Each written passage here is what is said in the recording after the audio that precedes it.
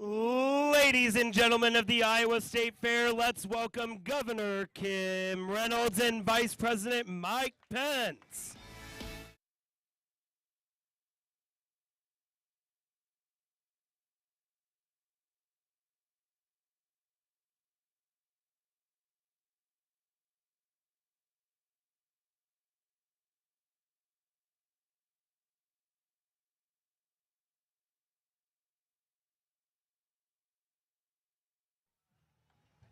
Welcome. Thank you so much for participating in the Fairside Chats. We appreciate that very much.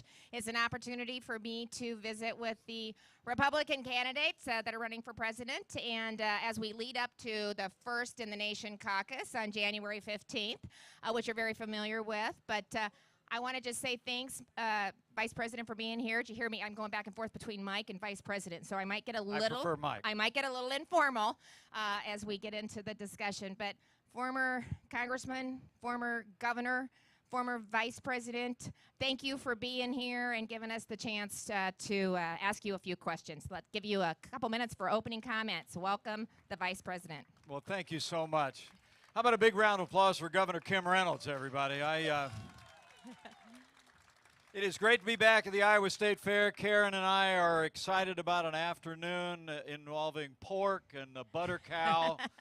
She's headed to see bunny rabbits and bees. I'm headed to see livestock. There's a cow I met actually on the road traveling around Iowa named Chippy. So I'm looking for Chippy today, and I'm hoping Chippy does well. But it's great to be with you. I can honestly say, yeah, I was for Governor Kim Reynolds before it was cool. Part of my background she just referenced is that I was governor of the state of Indiana, and my lieutenant governor had much in common with what was then your lieutenant governor. They became fast friends, and my lieutenant governor came to me and said, you have to meet the lieutenant governor of Iowa. And I met her. I saw her quality early on, and it is great to be here at the Fairside Chat. It is great to be back with you. But Governor Kim Reynolds, let me just say on behalf of people all across the country, thanks for your principled leadership and your clarion voice for conservative values. We're so grateful. Thank you. Well, I got to tell you, the only problem Chippy is going to have if he's competing against Frank the Tank for the governor's steer show, so charity steer show. So as long as Chippy's not in that, he should be okay. I got it. But we're going to do everything we can to do that. So thank you for your principled leadership as well. And, you know, you've said many times, I'm a Christian, I'm a conservative, and I'm a Republican in that order. So talk a little bit about the role of faith in your life and just the champion that you've been for life in general. Well, thank you so much, Governor. It's for me, for my family, faith is what's most important. You know, I made 3 great decisions as a young man. After walking away from the religion of my youth, I was off at college, and I began to meet some young people that talked to me about having a personal relationship with God. I hadn't heard that kind of language before. I found myself at a Christian music festival at a place called Asbury University. That's much in the news lately. And it was there listening to Christian music like they had here at the Iowa State Fair last night with King and Country and other bands. It was like I heard for the first time that God so loved the world that he sent his only begotten Son, that whoever might believe in him might not perish but have everlasting life. And I stood up, I walked down, and I found a young volunteer pastor and prayed to receive Jesus Christ as my personal Lord and Savior. It had changed my life forever. That was the most important decision I ever made. The second most important decision was the day that I followed Karen Whitaker out the back of one church. And then we walked out the front of that church a year and a half later, and she's been my wife for 38 years, and she was the best second lady the United States of America has ever had. And the third most important decision I made is that, you know, full disclosure, I actually started in politics as a teenager. I was involved in the Democratic Party. I was the Youth Democrat Party coordinator in Bartholomew County, Indiana, back in the 70s. But then I started to hear the voice and the values of the 40th President of the United States. And I joined the Reagan Revolution and never looked back. And my faith and my family and my commitment to the conservative agenda, I hope, has defined our career. And I promise you, whatever the people of Iowa and America have in store for us in the future, we'll always build our future on those lodestars of faith and family and a commitment to freedom. We appreciate that So so help me much. God. Thank you so much. So, you know, a lot accomplished during your time as vice president, but can you maybe talk about a couple things that you're really proud of that really stand out as you served this country as the vice president? Well, when we came into office, there had been 8 years of the Obama administration that had hollowed out our nation's military. I mean, literally reckless budget cuts. I'll never forget in our first month in office, I heard from leaders in the Air Force that we had aircraft on the ground being used for spare parts to keep other aircraft in the air. And so I couldn't be more proud to have been part of an administration that made the largest increased investment in our national defense since the days of Ronald Reagan. We rebuilt our military. We finally gave our soldiers, sailors, airmen, Marines, and Coast Guard the support they needed to defend this nation. I'm proud of that as a vice president, but I'm also proud of the fact that our son is a captain in the United States Marine Corps.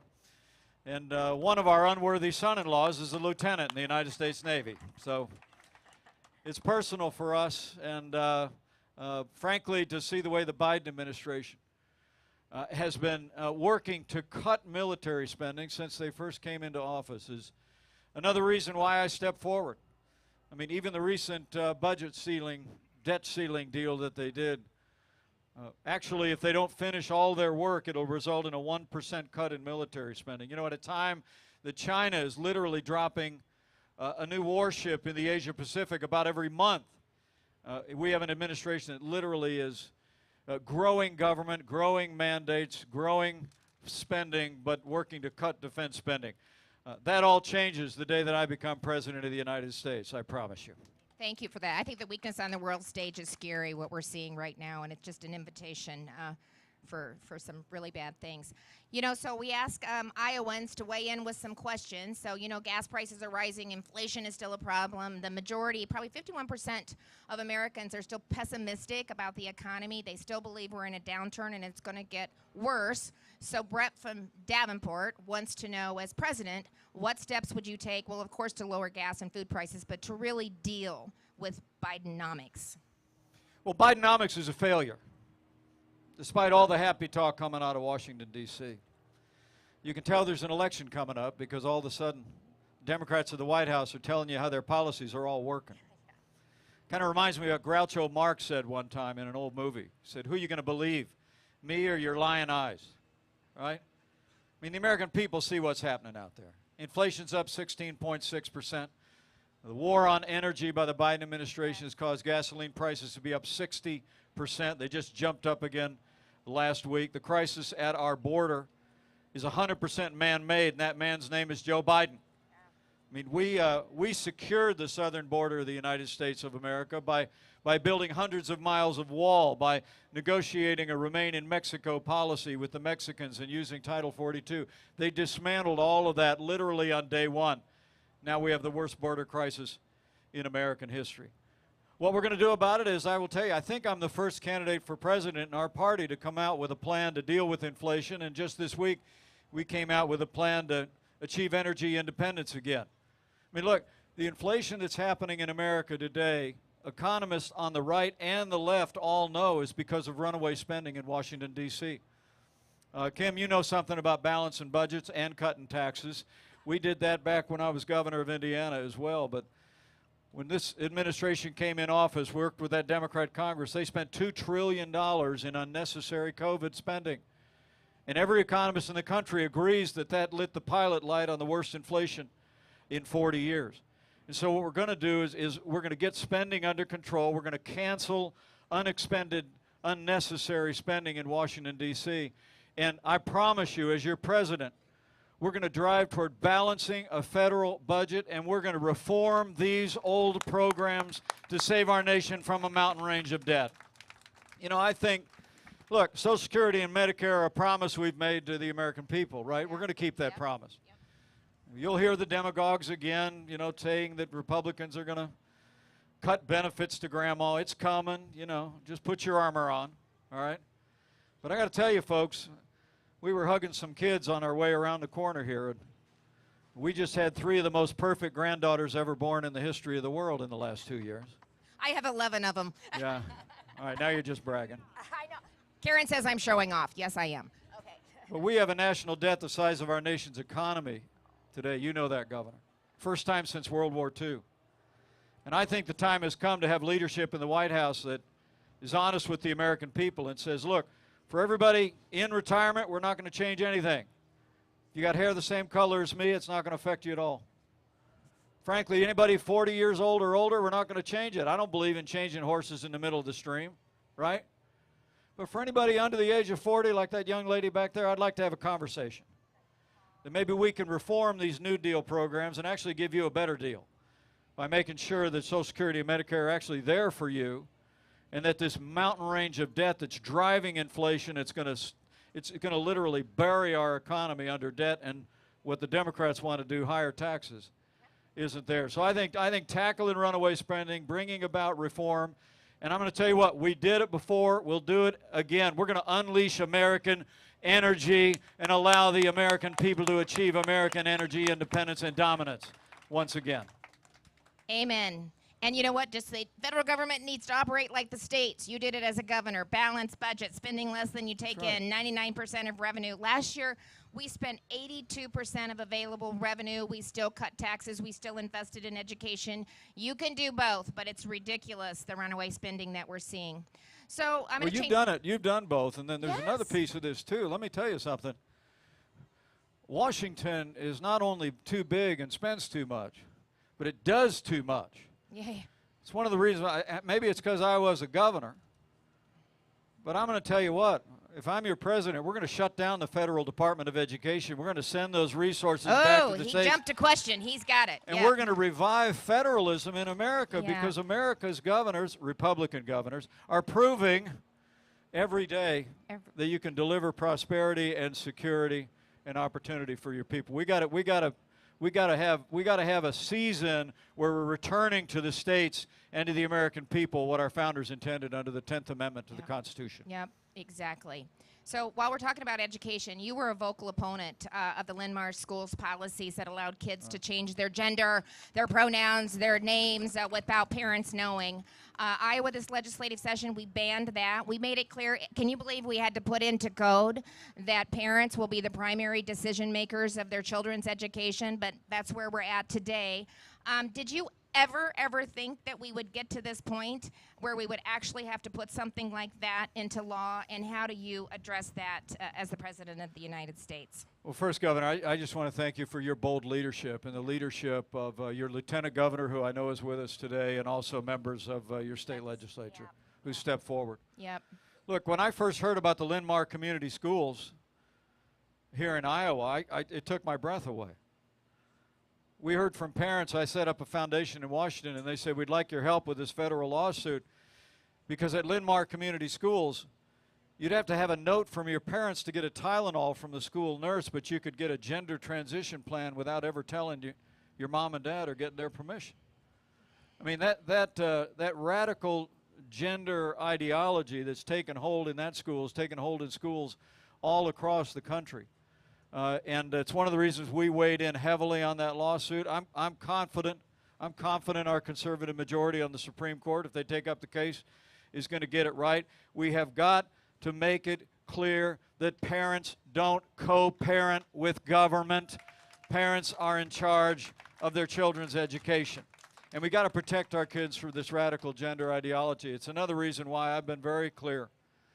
I mean, as President of the United States, I'm proud of the fact of what Iowa's done, what Indiana has done to protect our kids from chemical and surgical gender transition treatment. But I'll tell you what, as President of the United States, we're going to protect America's children from gender transition, chemical or surgical. We got to protect our kids in this country, and we will. It should not be an experiment. I promise you. Yeah, it's ridiculous.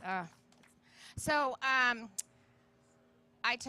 what's something we may not know about your childhood or your young adulthood that has shaped who you are today? A little bit back to that first question, but.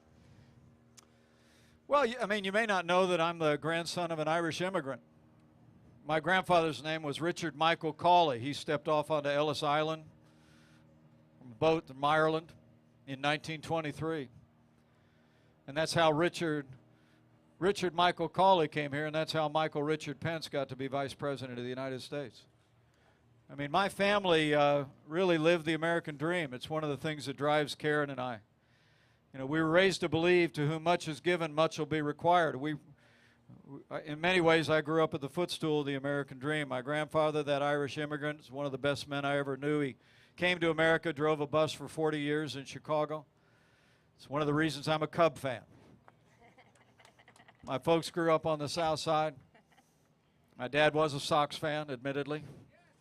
But they followed work down to southern Indiana and built everything that matters. You know, a family, a business, and a good name. I grew up in a small business family, and my dad was a combat veteran in the Korean War. I wrote a book about my life not long ago, and the publisher told me when I turned it in, they said, you know, my dad's been gone more than 30 years, but they said, you know, we think your dad is the secret star of this book.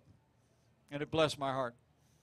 My dad was the best man I ever knew. He loved this country, he raised us to believe in giving back. And so if you want to understand Mike Pence, you need to know Karen, and frankly, you need to know this incredible family I've been blessed to live in. We live the American dream, and I'm running to make sure that the American dream is alive and well for future generations of Americans here in Iowa and across the country. We talked a little bit about the weakness on the world stage, and we see it every single day with an absent president and administration, and especially with the aggression with China. So can you just talk a little bit more, Vice President, about how that's impacted and continues to impact our national security? And again, just, you know, what do we need to do turn that around? And what we're seeing at the southern border, as you talked about, is a big piece of that.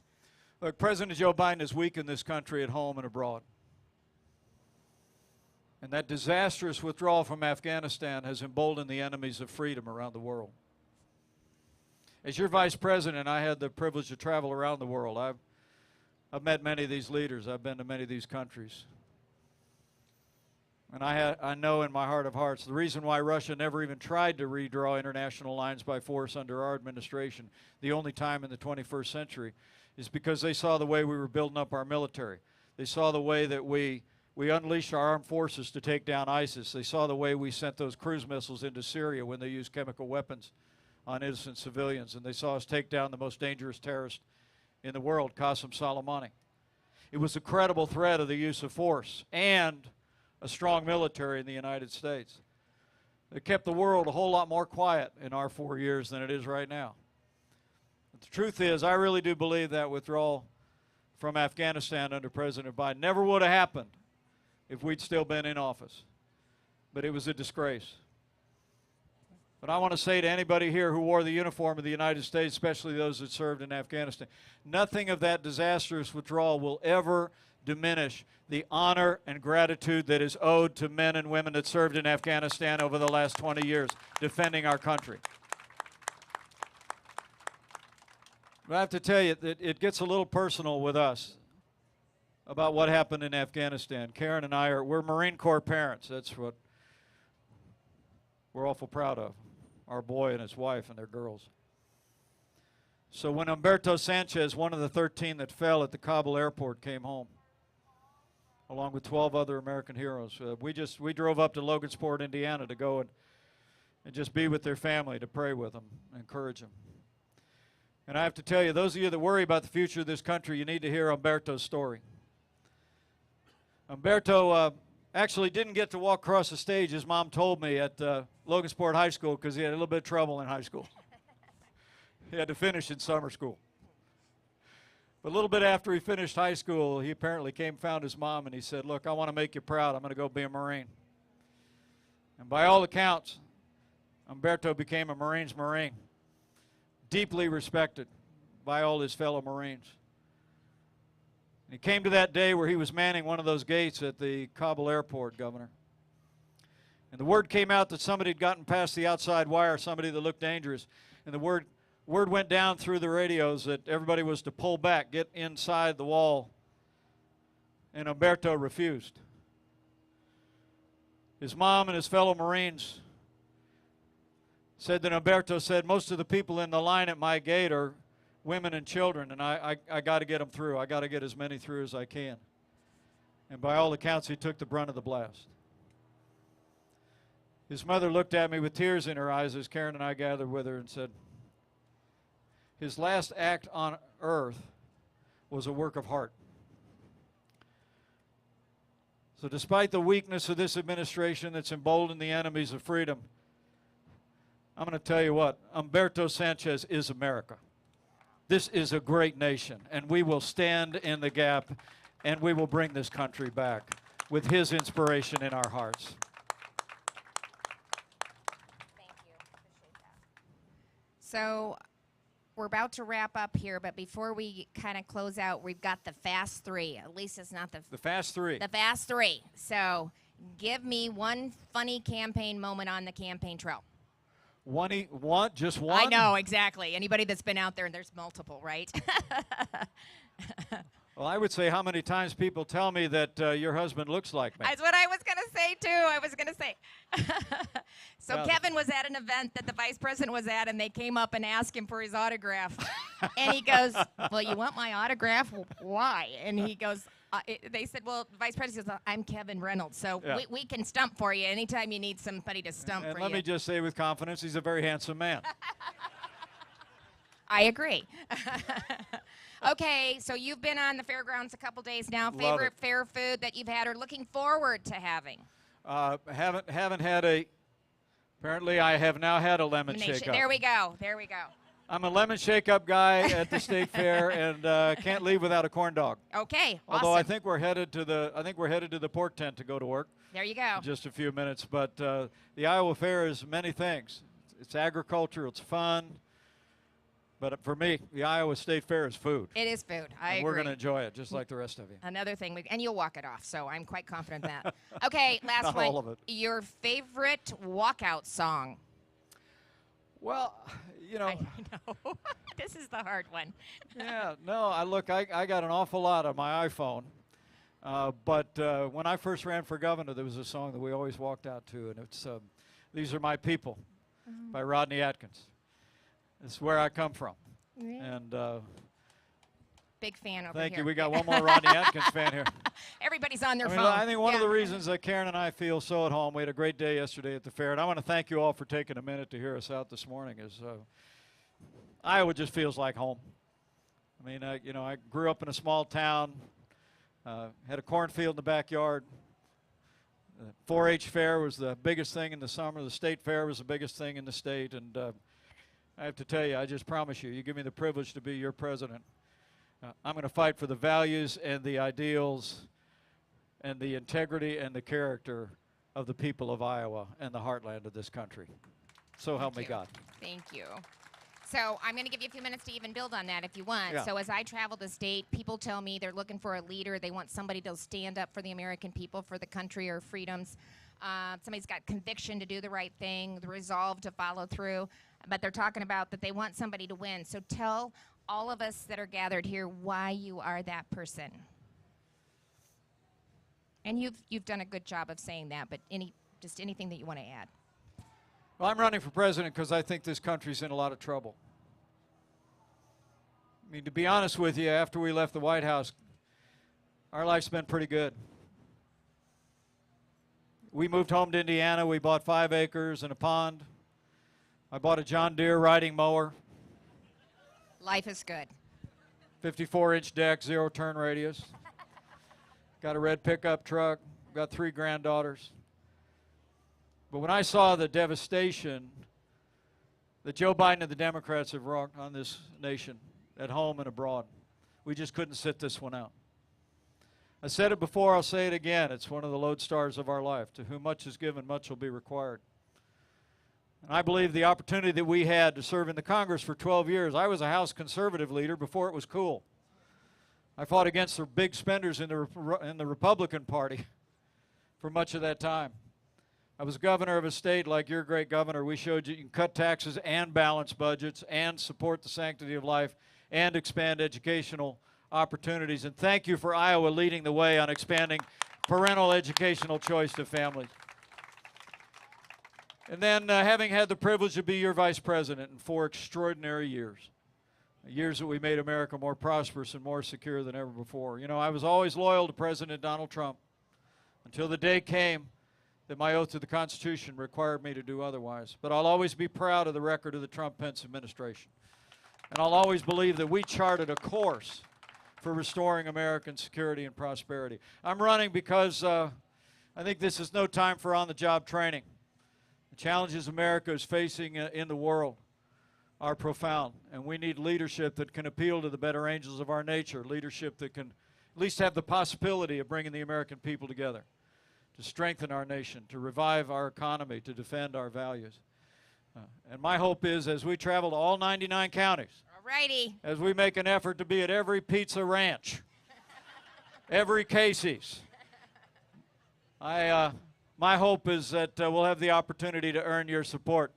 And I promise you, you give me the opportunity to be the Republican nominee, we're going to defeat Joe Biden in 2024, and we're going to bring this country all the way back on a foundation of conservative values. Yes. Please give a loud round of applause for Vice President Mike Pence. Thank you so much for joining us.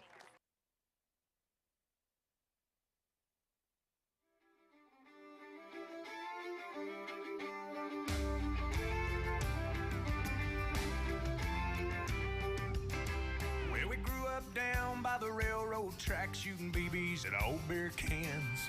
Choking on the smoke from a Lucky Strike somebody lifted off of his old man. We were foot